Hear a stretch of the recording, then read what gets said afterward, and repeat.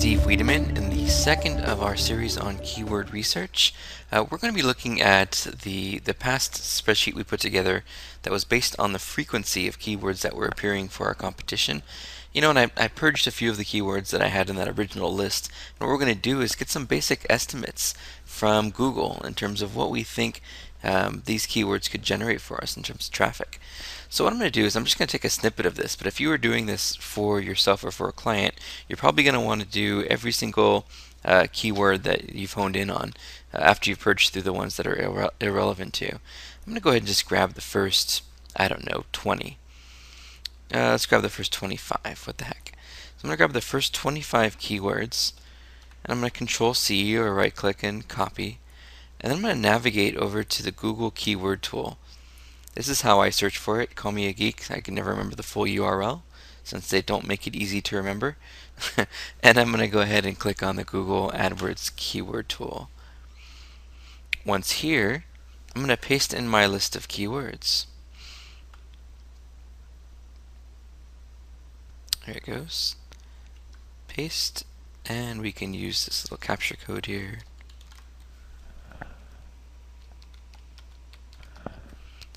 Click on search. Now what we're going to do from here, because these are all broad terms, that means these terms plus anything related plus anything under it, no matter what sequence, and it's a real generalized search result. So what we want to do is select exact match and remove broad. This will tell us the people who are searching for this exact phrase in Google search results. Check this out. So some pretty good data here. There's also ideas that you can use as well. And we can come back to that part later. Those are what we call expansion keywords. Those are keyword suggestions based on the keyword frequency we come up with. Remember, we're trying to focus right now specifically on keywords that are appearing the most frequently among competition. Later on, as we drill in to each of these keywords, we're going to find additional opportunities. But for now, this particular exercise is specifically to identify which keywords are appearing the most frequently, and looking at what we could generate in terms of traffic if we appeared for the same keywords that all of our competitors seem to be appearing for. So let's go ahead and we're going to select all of these, and if there's more than 100, you're going to want to make sure that you select down here at the bottom rows, select it to 100 here. I'm going to go ahead and click on download, and I'm going to choose selected. Excel is what I use as my spreadsheet program, and most of the world I think will as well. Not to say that there might be something wrong with you if you're not using Excel, but there might be something wrong with you if you're not using Excel. Okay, so what we're going to do is a Control H, and what I'm going to do is replace all these crazy brackets that I don't need. Let's get the right bracket as well.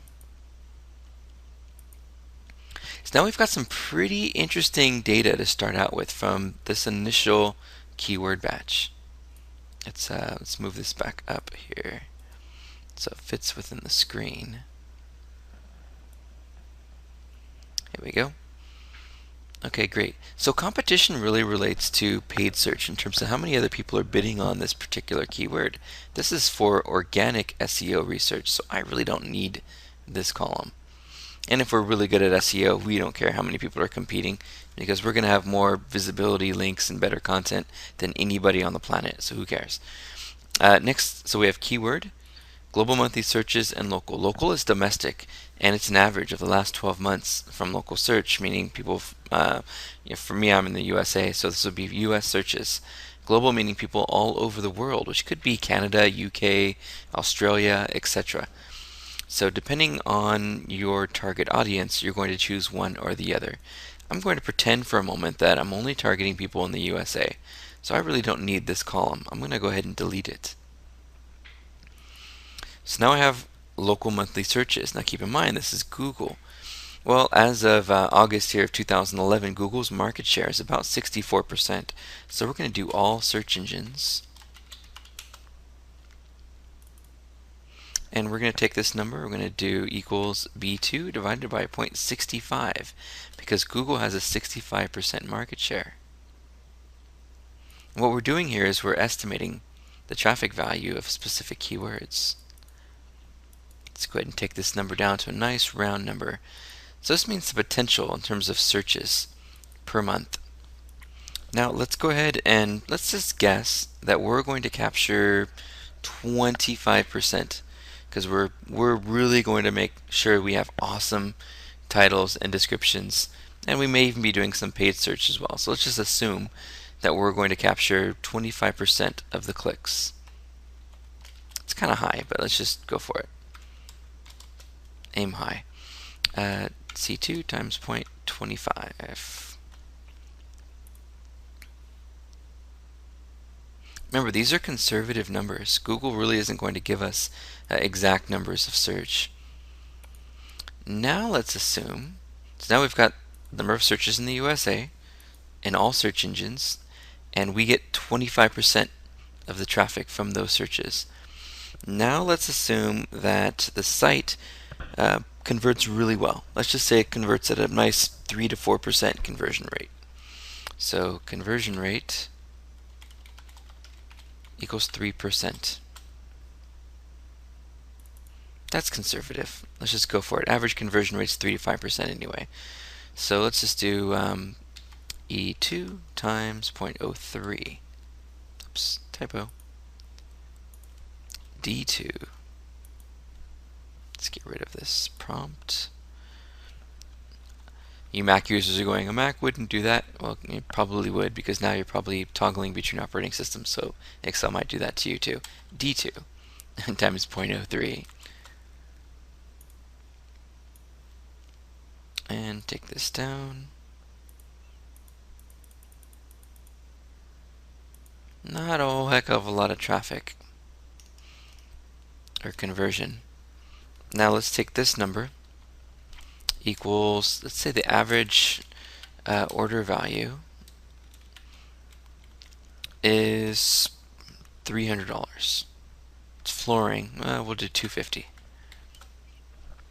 So equals E2 times 250, and this is a dollar amount.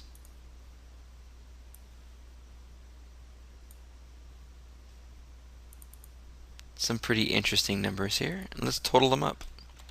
Total. Alt equals is the shortcut to summarize or to sum up all these numbers.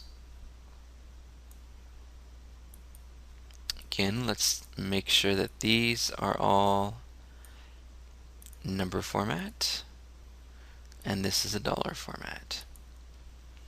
Not bad, and again, these are really conservative.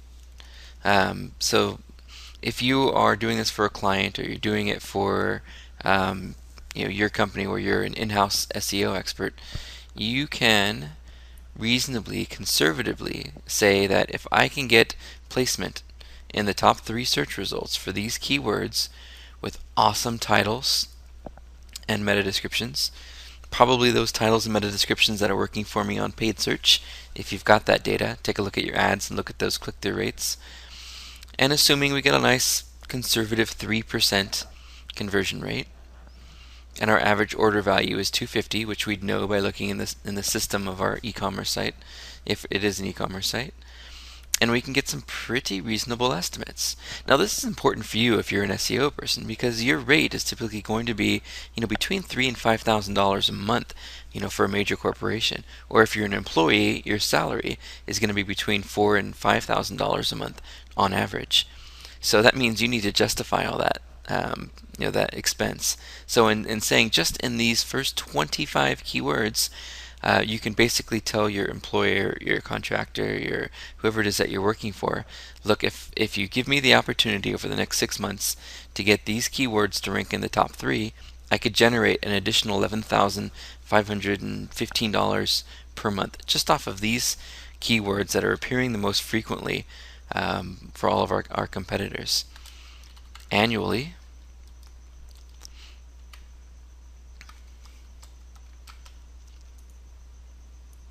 And remember, just because they didn't buy the first time doesn't mean they're not going to come back later on.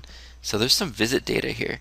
So you can actually say, look, we can effectively generate an extra 18,000 visits a year from some of these keywords when they're typed in exactly the same way, which they're never really going to be exactly the same way. There's always going to be a modifier before or after, or there's always going to be different ways people search for keywords. But just in saying, if we ranked for these specific keywords in the top 3 search results, here is how much potential revenue we could drive. And that's double what an SEO salary is. And of course, there's overhead and margin and so forth you have to factor in as well. But this just gives you a pretty good idea of what you could do.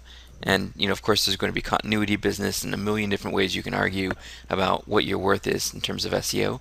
But this is a pretty good way to estimate how much value a keyword could provide you. So anyway, this is Steve Wiedemann, and hopefully this keyword research exercise was useful for you.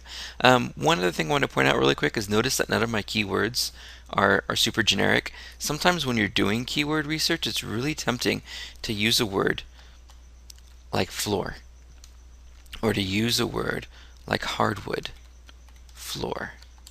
And a lot of those keywords are very broad, and somebody might be looking for a book, right, or a guide, or an MP3, or a video.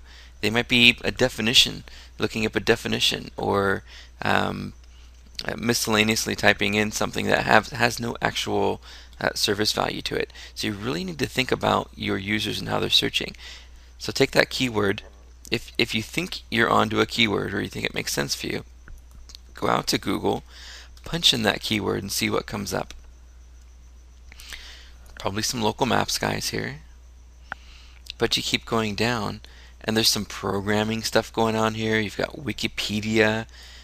These are all informational websites. Well, at least the majority of them that are at the top are all informational websites. So in thinking about that, and this isn't for local SEO, we're just talking about natural search right now.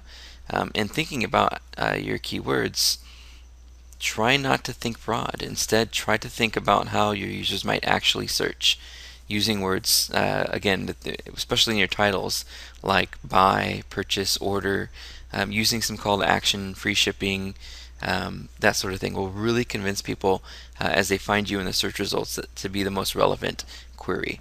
No matter how much you optimize, no matter how many links you build to your website, if your page is not the best search result for at least 70% of the people who are using that query, it's in vain.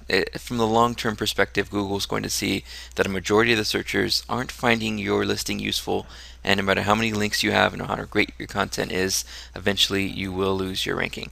So be thinking about the keywords that are specific to what you do, what you offer, what you sell, and really trying to stay focused on those terms. Now, the next sort of thing that you can do, if you want to go to the next level, and again, this is just keyword research is all we're doing right now, but if you were to take these keywords and say, hey boss, I'm going to optimize for these keywords, one thing that I would do is your landing page, and maybe even baseline what your current Google rank looks like as of. And so what you could do here is you can actually say, hey, this is what our landing page is going to be, or this is the landing page that we're focusing on wood flooring tools if we have one.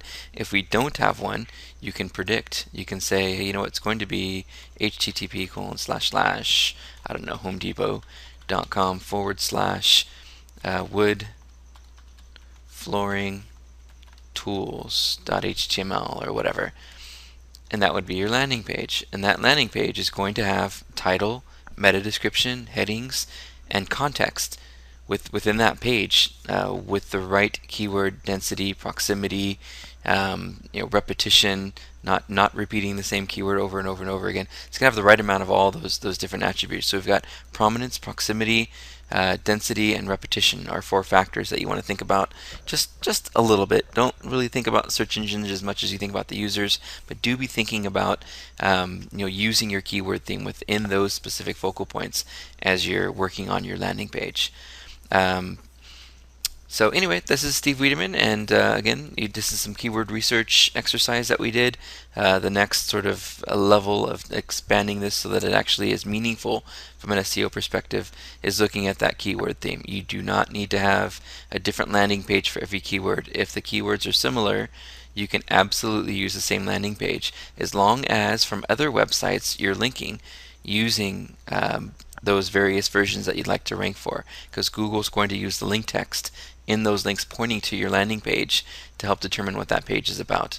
So anyway, this is Steve Wiedemann. Thank you so much for watching this keyword research exercise. I know you'll find the first one useful if you haven't watched it, and some of our other videos as well. By the way, I mentioned I also do Facebook page reviews. So if you have a website and you'd like for me to review it, simply navigate over to Facebook and find my profile, Steve Wiedemann, that's 2 I's, and simply request a review of your website. And I'd be more than happy, to provide you with a couple of video reviews and make some recommendations of what you might want to do to improve your website. Thanks for watching, and I hope to connect with you soon.